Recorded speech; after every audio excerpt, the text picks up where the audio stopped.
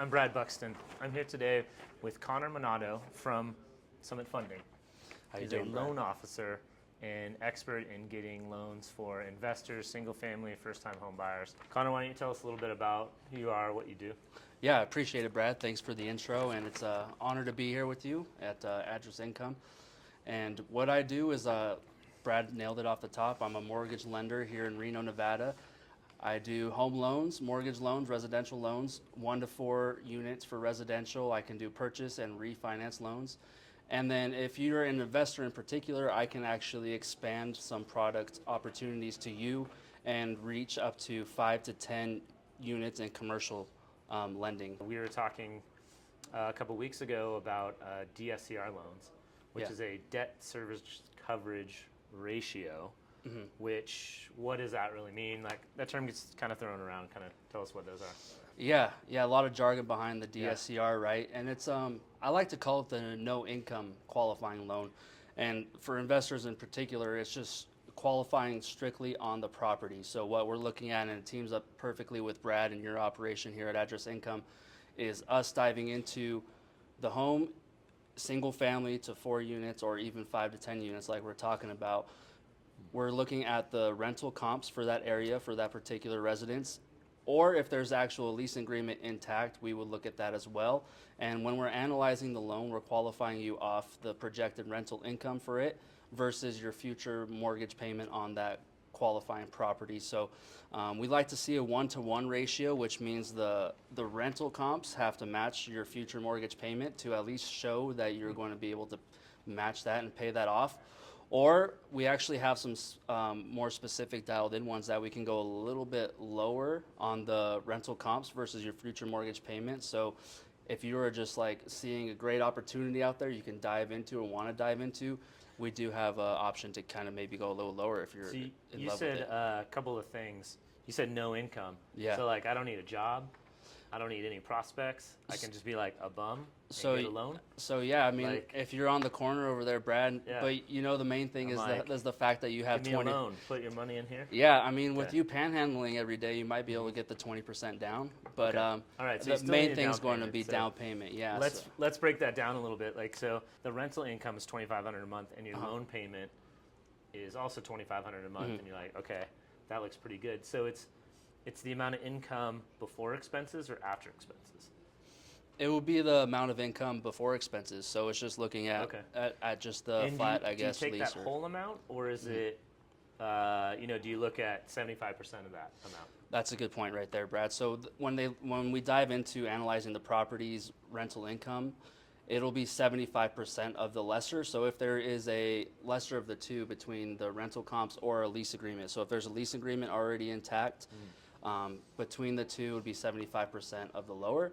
If there's no lease agreement, then we just order an appraisal for the appraiser to go out and determine the rental comps that way, and then it's 75% of that. And it sounds like you still need a down payment. So a conventional loan, they look at your W-2 income. The DSCR, they look at the income of the property. What's like the minimum you have to put down, and then what's the minimum you should put down? Yeah, so on a property? There is definitely qualifying aspects when it comes to the DSCR as far as like different qualifying brackets you'll be in. So it's more dependent on the credit score at that point. Okay. So if we have a 700 score or higher, the minimum down is 20%. So how does a house have a credit score? So it's going to be the buyer's credit score. Oh, okay. So it's me, the buyer. It's they still look at some of your income. Some of it. And your lendability. Yeah. So to make sure you're not just like some bum or. I mean, you could be a bum, but you have to have some credit. Artist. Yeah, as long as you have some credit, right? Have the credit score and the down payment. Those are going to be the two main things. Okay. And when I say no income, I mean, I'm guessing that's more like for a lot of business owners who write off a lot on their tax returns and may not be able to show. Like a traditional W-2 income. Yeah, exactly. You work at the post office or something. Exactly. Can they buy a primary residence with the DSCR loan and rent to themselves?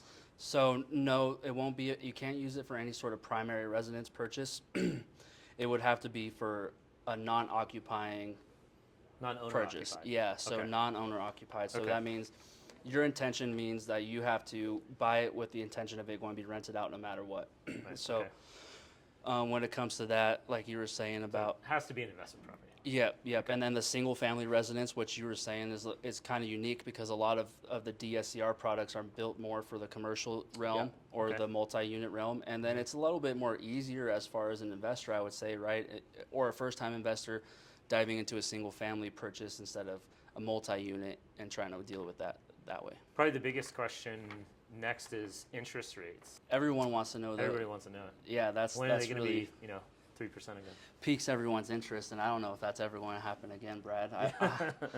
I mean, hopefully, but I don't know. That kind of created a head spin too with all the rates being that low.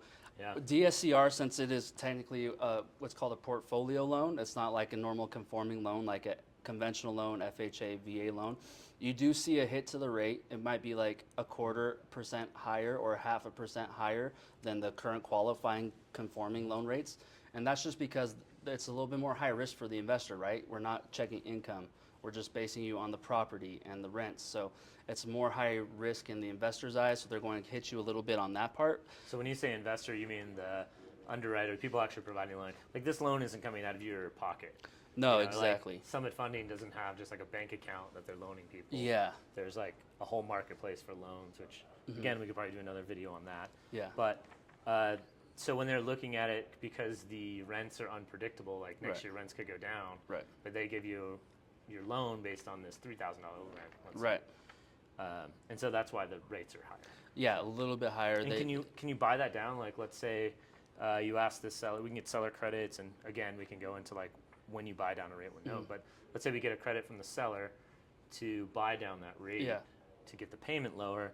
Can you do that on DSCR? Is that allowed? Is that?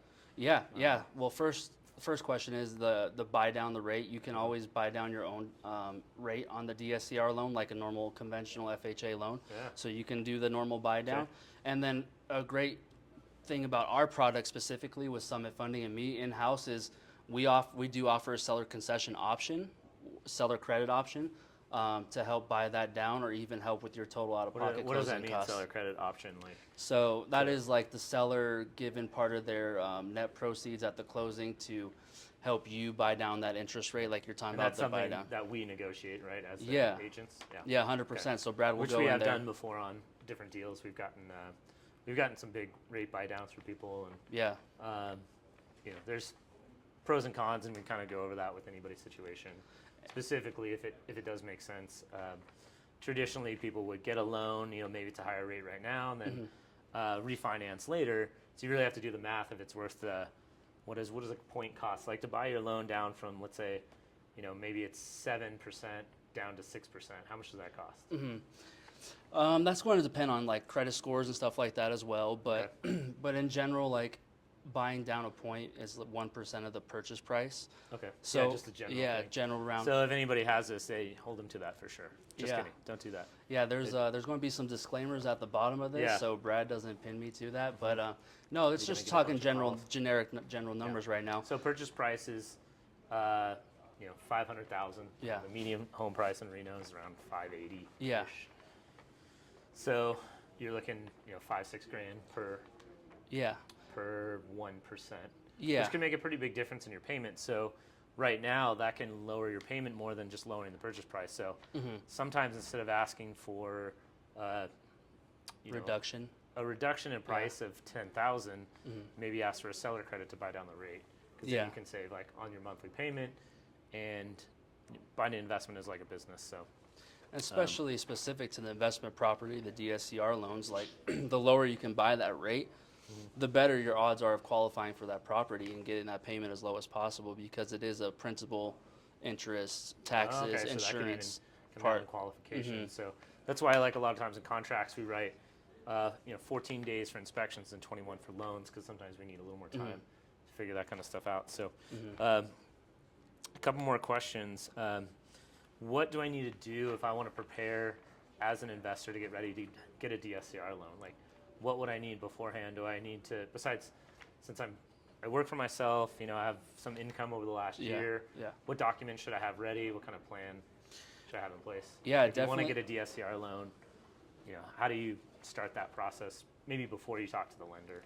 Yeah, the important thing with the DSCR loan is A lot of them aren't really first-time investor friendly. So if you're renting a home right now and you're looking to use this to be as a first-time purchase, it's not really going to be working out for you the best way. You should at least own a one primary residence. Okay. And then I would recommend having at least that 20% down in mind in the bank, ready to roll. Make sure it's in the bank too. Don't have it in the safe or under the mattress, right? We want to make sure it's sourced What still. if the safe is under the mattress? Then Does that still count? then that sounds like a tough Okay. night's sleep to me, honestly. Okay, But yeah. All right. Sounds like a rough sleep. very uncomfortable mattress. Yeah, maybe you're using the Business idea. Maybe we should sell just mattress sleeping on your safes. money. Yeah, Okay. tuck it away. But yeah, All right. have the money So have it ready. Have a primary residence already owned. Hopefully, maybe another residence. But yeah, if you have the one already, that's going to help you out a lot, and especially down the line with the journey. All right. Well, cool. How can people get a hold of you if you have any? Yeah. Are you a social media star, or what's the best way to get a hold of you? Yeah, working on the social media part, but thanks to Brad over here, he's going to help us out. You can reach me on my phone, my cell phone. We'll probably attach the numbers and the contacts of this. Email. I got an Instagram, Connor_Money_Monardo. So we got that tied in with the lending portion, right? Perfect. So, and then Facebook. I'm on social medias. Feel free to DM me or give me an email and a call, and I'm more than happy to answer questions, be a resource, and set you up in the best position possible to get you over to Brad and get you investing in some properties and cash flowing. Yeah, let's get that cash flow. Everybody wants that. That's the big word right there. Yeah, cash. that's right. 2 words. Cash flow. If we have some questions for Connor, maybe put them in the comments. Yeah. Otherwise, like, subscribe to the channel, follow us. We're gonna have some more content. All right, sounds good. Thank you for being here, Connor. Thanks, man. Appreciate it. Appreciate you. Yeah.